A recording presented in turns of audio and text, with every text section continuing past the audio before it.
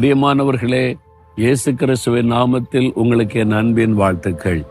இயேசுவை நேசிக்கிறீங்களா? ஆண்டவரிடத்தில் அன்பு கூறுகிறவர்களுக்கு தேவன் ஆயத்தம் பண்ணி வச்சிருக்கிற விஷயம் இருக்கு பாருங்க, அது ஆச்சரியமான காரியமா.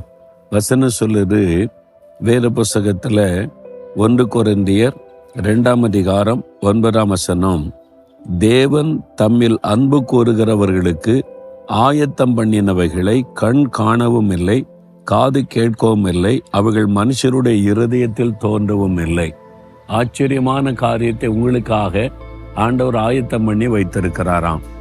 நான் 74வது வருஷம் ஆண்டவர் ஊழியத்துக்கு அழைத்தாரு. 78வது வருஷம் ஆண்டவர் சொன்னார், உன் கிராமத்துக்கு போ, நான் உன்னை ஆசீர்வதிப்பேன், அங்கிருந்து நான் ஊழியம் செய்யணும்னு சொன்னார். நான் வந்தா ஒரு அடி நிலம் கூட கிடையாது. எங்க கிராமத்துல ஒரே ஒரு பஸ் தான் ஓடும், வசதியே கிடையாது. இங்கிருந்து ஊழியம் செய்து எப்படி உலகெல்லாம் சுவிசேஷம் கொண்டு செல்லன்னு கர்த்தர் சொல்லி இருக்கிறார், என்ன நடக்கும் என்று யோசித்தேன். அவரை நேசித்ததுனால அவருக்கு கீழ்ப்படிந்த நாள் மாவடிக்க நான் வந்துட்டேன். அப்போ ஒண்ணுமே இல்லை.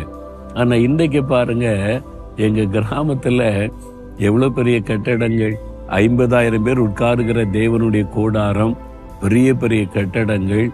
எங்க ஊர்ல இருந்து சென்னை பட்டணத்துக்கு பஸ் போகிறது, ட்ரெயின் வசதி, எல்லா ஆசீர்வாதம் வந்திருக்கிறது. அந்த நாட்களை யோசித்து பார்த்தேன், ஒண்ணுமே இல்லை, தேவன் இவ்வளவு பெரிய ஆசீர்வாதத்தை ஆயத்தம் பண்ணி வைத்திருக்கிறார்.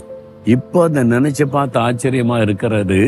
நான் அவரை நேசித்து அவருக்கு கீழ்ப்படிந்து வந்ததுனால இவ்வளவு பெரிய ஆசீர்வாதத்தை பார்க்க முடிந்தது.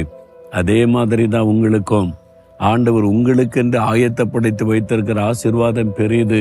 உங்களுடைய வேலை, உங்களுடைய வீடு, உங்களுடைய வசதிகள் எல்லாம் பெரியது. அது மாத்திரம் இல்ல, மரணத்திற்கு பிறகு பரலோகத்துல அவர் உங்களுக்காக ஆயத்தப்படுத்தி வச்சிருக்கிறார் பாருங்க. பரலோகத்துல வீடு, அது ரொம்ப ஆசீர்வாதம், ஆச்சரியமானது.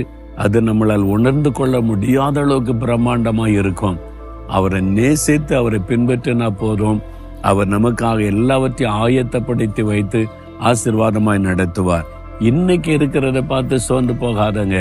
வரப்போகிற நாட்கள்ல உங்களுக்காக தேவன் பெரிய காரியத்தை ஆயத்தப்படுத்தி வச்சிருக்கிறாரு. நீங்க அவரை நேசித்து அன்பு கூர்ந்து பின்பற்றினா போதும், அந்த ஆசீர்வாதத்தை எல்லாம் நீங்கள் காணும்படி கர்த்தர் செய்வார். விசுவாசிக்கிறீங்களா? ஆண்டவரே, நாம நேசிக்கிறேன், எனக்காக நீங்க ஆயத்தப்படுத்தி வைத்திருக்கிற பிரம்மாண்டமான ஆசீர்வாதங்களுக்காக ஸ்தோத்திரம் ஸ்தோத்திரம்.